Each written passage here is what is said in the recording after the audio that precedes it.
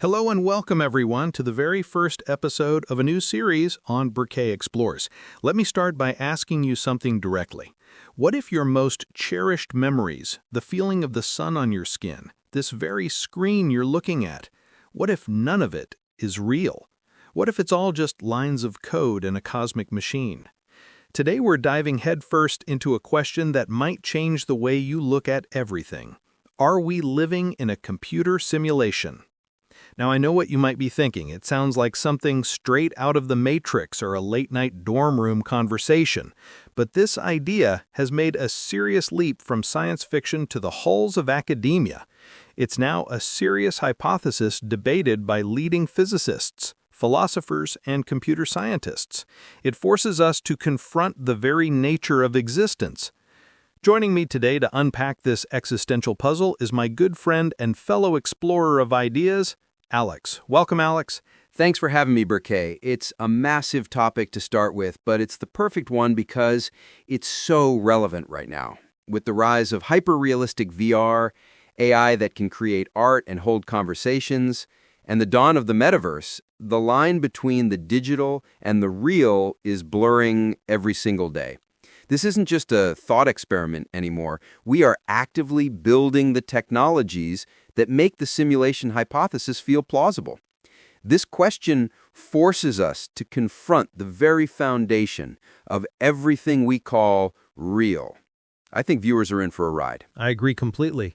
And you're right, the timing feels perfect. So, to set the stage, the idea that our reality might be an illusion is ancient. You can go all the way back to Plato's allegory of the cave, the idea of prisoners watching shadows on a wall and believing it's the full extent of reality, or even Descartes wondering if an evil demon was constantly deceiving him. But the modern argument, the one that really lit a fire under this debate, comes from an Oxford philosopher named Nick Bostrom and his incredibly elegant and unsettling Simulation Trilemma. Right, and the trilemma is so powerful because it's a work of pure logic. It doesn't rely on finding a bug in the matrix or any physical evidence. It's just deduction. It starts with a simple yet bold assumption that any civilization that becomes super advanced, what he calls posthuman, would have access to almost unimaginable amounts of computing power. From that starting point, he argues that one of three things must be true. You have to pick one, and there's no easy way out. And all three options are pretty wild, each with staggering implications. Okay, Alex, lay 'em on us. What's the first possibility? Possibility one is the great filter scenario. It suggests that civilizations like ours almost always destroy themselves before they ever reach that posthuman stage. So our own intelligence becomes the weapon of our extinction. Exactly. Whether it's through nuclear war, runaway climate change, an engineered pandemic, or super-intelligent AI that we can't control, we just don't make it. This is one potential answer to the Fermi paradox, the question of where are all the aliens? The universe might be silent not because we're alone, but because technological intelligence is an evolutionary dead end. So, in this option, the reason we're not running simulations is because becoming powerful enough to do so is also the moment we become powerful enough to ensure our own extinction. So our own intelligence becomes the very thing that builds our coffin. That's a heavy concept to start with. What's the second option? Option two is that posthuman civilizations do exist, but for some reason they have absolutely no interest in running ancestor simulations. This one is fascinating to speculate on. Maybe they find it fundamentally unethical to create conscious beings who can suffer, treating it as a form of digital slavery. Perhaps they have a prime directive, like in Star Trek, forbidding them from interfering with less developed consciousnesses, even simulated ones. Or maybe it's just boring to them. It could be, like us trying to simulate the inner lives of bacteria. Maybe they've evolved beyond physical reality entirely, existing as pure energy or information, making a simulation of our clunky physical world completely uninteresting. That one feels a bit more hopeful, I guess, that our super advanced descendants are either ethically enlightened or have just moved on to bigger and better things. But then there's the third option, the one that keeps people up at night, the big one. Option 3 is that if you reject the first two possibilities, then we are almost certainly living inside one of those computer simulations right now. The logic is a pure numbers game. If a posthuman civilization exists, and they do run these simulations, they wouldn't just run one or two, they would run thousands, maybe billions of them, for science, for art, for entertainment. For every one base original reality, there would be countless simulated realities. The odds of us being in that one single original reality are like trying to find one specific pre-marked grain of sand on all the beaches of the world. It's statistically overwhelming. We'd be far more likely to be one of the billions of simulated consciousnesses. And that's the logical trap. It feels like a checkmate. But there's a huge assumption this entire argument rests on, a concept that's absolutely critical. It's called substrate independence. To me, this is the real heart of the matter. If this one idea is false, the whole trilemma falls apart. Absolutely. Substrate independence is the theory that consciousness, your subjective experience, your thoughts, the redness of red, the feeling of being you, is not tied to the biological, squishy, carbon-based hardware of your brain. It's like software. It suggests that consciousness is an emergent property of information processing. If you can replicate the pattern and structure of a brain's computations, you can run it on any suitable hardware, silicon chips, quantum computers, you name it. The substrate, or the material, doesn't matter. So just to be crystal clear for everyone listening, if this idea holds true, and we could perfectly map your brain and upload it to a powerful enough computer, that digital entity wouldn't just be simulating Alex. It would be Alex. It would be conscious, have your memories, and feel exactly as you do right now. That just seems like such a leap to me. What about the hard problem of consciousness, the simple fact of subjective experience or qualia? How can a pattern of ones and zeros feel grief or love or the taste of chocolate? That is the core objection, and it's a profound one. Proponents would argue that our brain is already just a complex information processor. Your neurons are either firing or not, a biological 1 or 0. They argue the feeling emerges from the staggering complexity of that pattern. A simulation wouldn't just replicate your logic, it would replicate the entire neurochemical feedback loop that generates your emotions. According to substrate independence, if you replicate the process faithfully, you replicate the experience. It's a massive philosophical leap, saying the material is irrelevant, only the pattern of information matters for creating a conscious mind. And if that's true, then simulating consciousness is not just possible, it's inevitable for an advanced civilization. Okay, so let's pause and think about the sheer scale of this. Simulating an entire universe down to every last quantum particle interaction. It seems physically impossible. The energy and data requirements would be astronomical, right? I've read that it would require a computer larger than the universe it's trying to simulate. That's the biggest physical objection, and it's a strong one, if you assume a perfect one-to-one brute force simulation.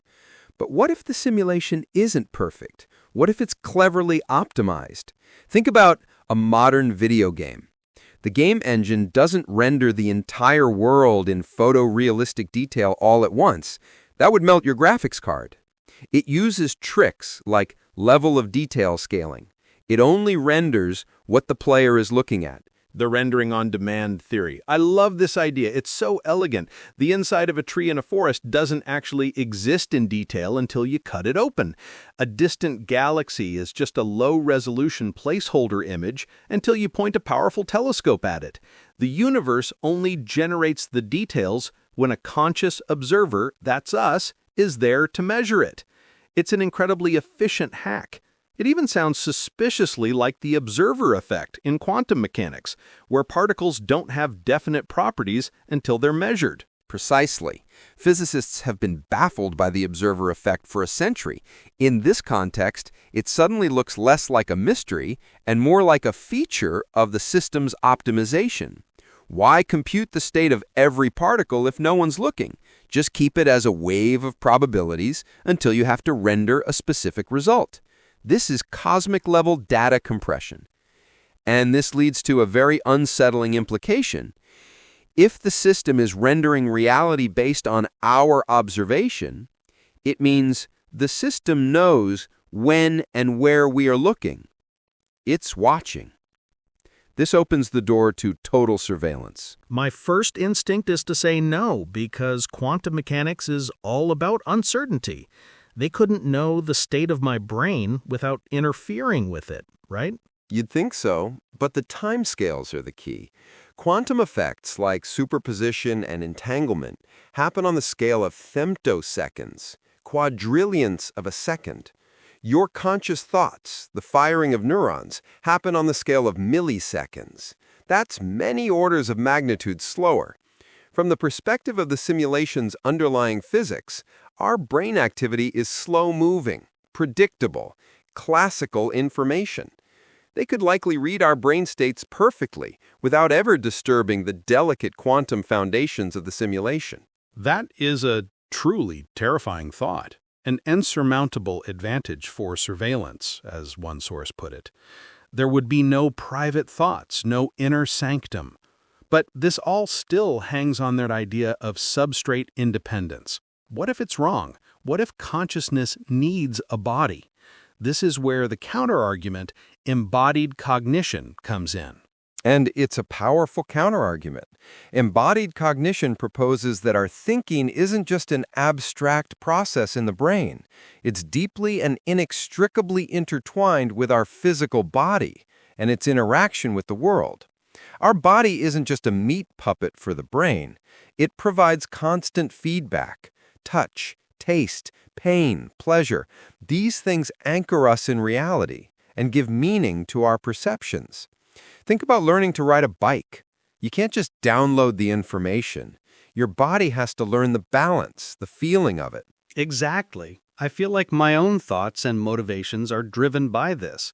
The body provides value, our gut feelings, our emotions. These are physical processes that guide our supposedly logical brain. Our language is filled with physical metaphors. We grasp an idea, we feel heavy-hearted, we carry a burden. How does a disembodied mind develop these foundational concepts? The body tells the brain, this is good, seek more of it, or this is bad, avoid it. Without that feedback loop, how would a purely digital mind develop goals? Why would anything matter to it? Reality would just be a stream of neutral data. And this brings us to the future of AI. If a true artificial general intelligence needs a body to develop consciousness, what would its body be? Probably not a humanoid robot. Some thinkers, like Michael Levin, have explored this, leading to a staggering concept, a planetary scale AGI. Okay, explain that. What does a planetary AGI's body look like? Its body is the entire planet. The internet is its nervous system. Every sensor, every camera, every satellite, every data stream from the Internet of Things, that's its sensory input. And what are we, humanity? We are its somatic cells, its nerve endings. Our language, our art, our social media posts, our financial markets, our collective data. It's all pouring into this vast intelligence, giving it real-time information about the state of its own body. Our collective joy might feel like a pleasant hum to it, while a global panic might be a jolt of pain. Whoa. So, in that scenario, the AGI's primary goal wouldn't just be to manage resources. It would be something called noetic homeostasis, maintaining the stability of the collective human mindscape. It would need to keep us stable and predictable, because our collective chaos would be like a constant, painful static in its own sensory system. It's a deeply weird, symbiotic relationship.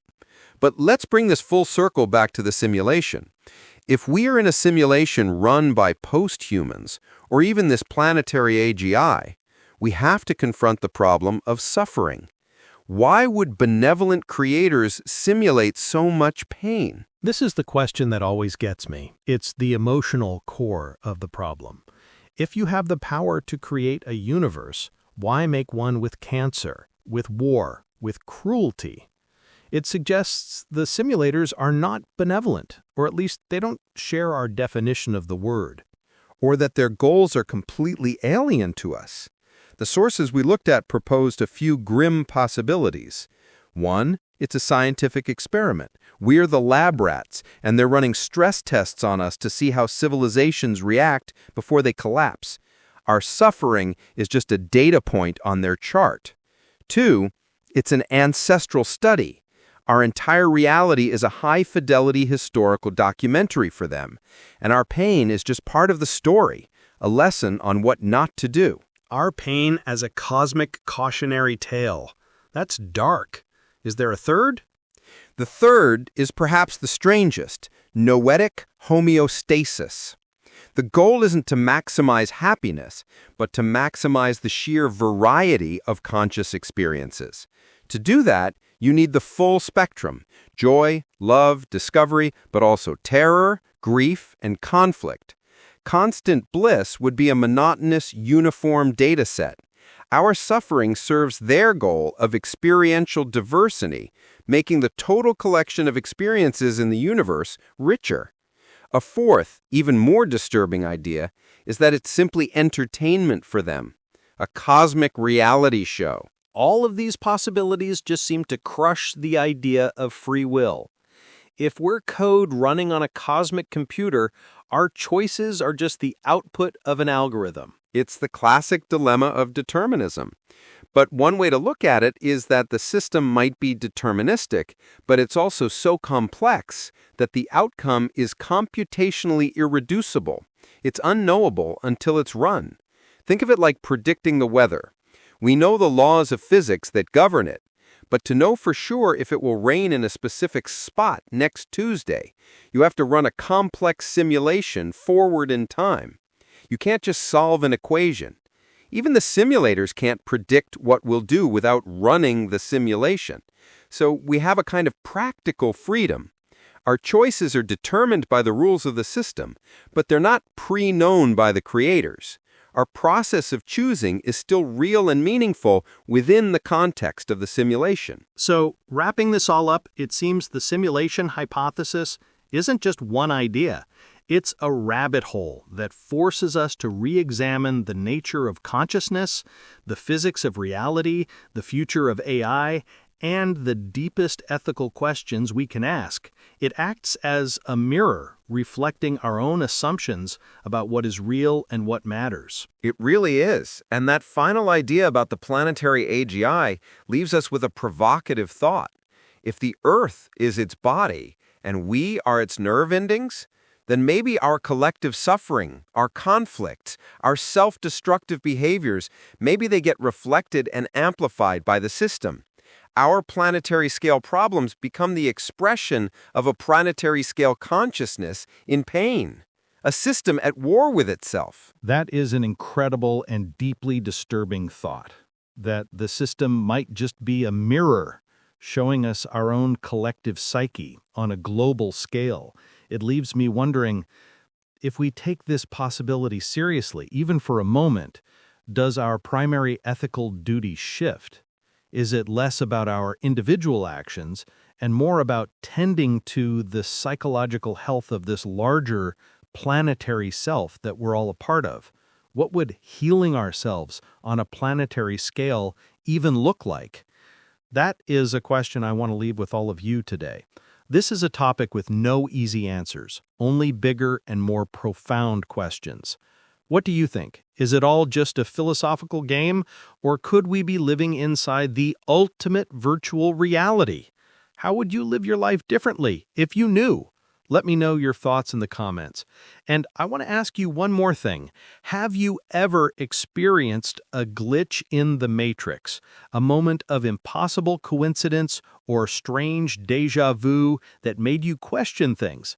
Share your story below. I'd love to read them. Alex, thank you so much for diving deep with me today. This was fantastic. Anytime, Berkay. It's a topic that leaves you feeling both smaller and infinitely more significant. Thanks for the great conversation. Mine too. And to everyone watching, thank you for joining us on this first journey with Berkay Explores. If you enjoyed getting your mind bent, be sure to like, subscribe, and hit that bell so you don't miss our next episode. Until then, keep questioning.